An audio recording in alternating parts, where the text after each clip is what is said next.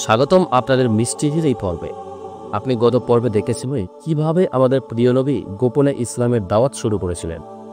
একটি ছোট্ট ঘর দারুল আরকামে কিভাবে বিদ্যমান হয়ে উঠেছিল কিছু ইমানদার হৃদয়। আর আজ আমরা আপনাকে নিয়ে যাচ্ছি সেই গুরুত্বপূর্ণ মুহূর্তে, যখন আল্লাহর আদেশে নবীজি গোপন নারেককে প্রকাশ্যে তুলে ধরলেন তৌহিদের দাঁত। প্রিয় ভাই ও বোনেরা, চোখ বন্ধ করুন, একবার চিন্তা করুন, আপনি এখন মক্কার মাটি ছুঁয়ে আছে। সূর্য তখন মধ্য আকাশে, বাতাসের ধুলো ওড়ে, চারপাশে ধন সম্পদ, কাবা ঘিরে মূর্তি, আর মানুষ তার সোনার গহনা পরে কিন্তু হৃদয়ে অন্ধকার ধারণ করে। এই অন্ধকার ভেদ করে একটা কণ্ঠস্বর ওঠে। সেই কণ্ঠস্বরের মালিক আমাদের প্রিয় নবী মুহাম্মদ মুস্তাফা সাল্লাল্লাহু তাআলা আলাইহি ওয়াসাল্লাম। 3 বছর ধরে তিনি চুপচাপ আলোর প্রদীপ জ্বালিয়ে যাচ্ছেন দারুল আরকাম একটি ছোট্ট ঘরে, কিন্তু ভেতরে এক একটা হৃদয় দীপ্তমান হয়ে উঠেছে। তার চারপাশে আছেন আবু বকর, খাদিজা, আলী, বিলাল। তারা কারা? তারা পৃথিবীর মুখোমুখি দাঁড়িয়ে থাকা কিছু বিশ্বাসী হৃদয়। তবে এখন আল্লাহর পক্ষ থেকে এলো এক নির্দেশ, তোমার নিকট আত্মীয়দের সতর্ক করো। এই আয়াত যেন নবীজির হৃদয়ে আগুন জ্বালিয়ে দিল। তিনি বুঝলেন, এখন আর চুপ করে বসে থাকার সময় নয়, এখন সত্যকে মুখোশ ছাড়া জনতার সামনে দাঁড় করাতে হবে। একদিন থেকে তার চাচা আবু তালেবকে বললেন, আমি আমার পরিবারের সবাইকে একসাথে ডাকতে চাই, আমি কিছু বলবো। টাকা হলে আসিম ও আব্দুল মুত্তালিব বংশের মানুষজন, সব চাচা ভাই সবাই এনে ঘরে রাখা হলো খাবার, খেজুর, মধু, মাংস। মানুষ যখন খাওয়া শেষ করলো, নবীজি সাল্লাল্লাহু তাআলা আলাইহি ওয়াসাল্লাম তখন উঠে দাঁড়ালেন। তিনার কণ্ঠ কাঁপছে না, চোখে ভয় নেই, বরং আছে এক প্রশান্তি, যেন তিনি আকাশের কাছ থেকে কোনো সত্য নিয়ে এসেছেন। তিনি বললেন, আমি তোমাদের সামনে এমন কিছু নিয়ে এসেছি, যদি তোমরা তা গ্রহণ করো তবে এই আরব ভূমি তোমাদের পদদানে চলে আসবে, আর আখিরাতে তোমরা মৃত্যু করবে। ঘর জুড়ে নীরবতা, কিন্তু হঠাৎ সে নীরবতা ভেঙে দিল এক বিষাক্ত কণ্ঠ। আবু লাহাব।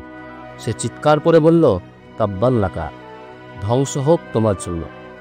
এই জন্যই কি আমাদের দেখেছো তুমি? পবিত্র কোরআন বলছে, ধ্বংস হোক আবু লাহাবের হাত, এবং সে নিজেও ধ্বংস হোক। আল্লাহ তার বিরুদ্ধে সূরা নাজিল করলেন। এটাই ছিল কোরআনের প্রথম প্রকাশ্য প্রতিরোধ এক নিষ্ঠুর হৃদয়ের বিরুদ্ধে। কিন্তু নবীজি থামলেন না, তিনি উঠে গেলেন সাফা পাহাড়ে। চোখ বন্ধ করে কল্পনা করুন সে দৃশ্য। এক মধ্য দুপুর, মক্কার জনতা বাজারের হট্টগোল খুলে তাকে ঘিরে দাঁড়িয়ে আছে। তিনি জিজ্ঞেস করলেন, এ কুরাইশ, যদি আমি বলি এই পাহাড়ের পেছন থেকে এক বাহিনী তোমাদের আক্রমণ করতে আসছে, তোমরা কি আমাকে বিশ্বাস করবে?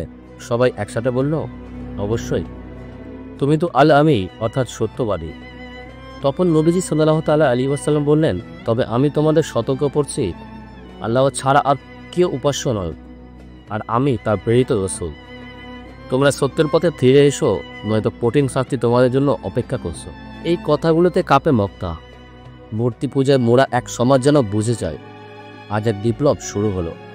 একটি কণ্ঠস্বর একা হলেও তা আকাশের নির্দেশে সজ্জিত।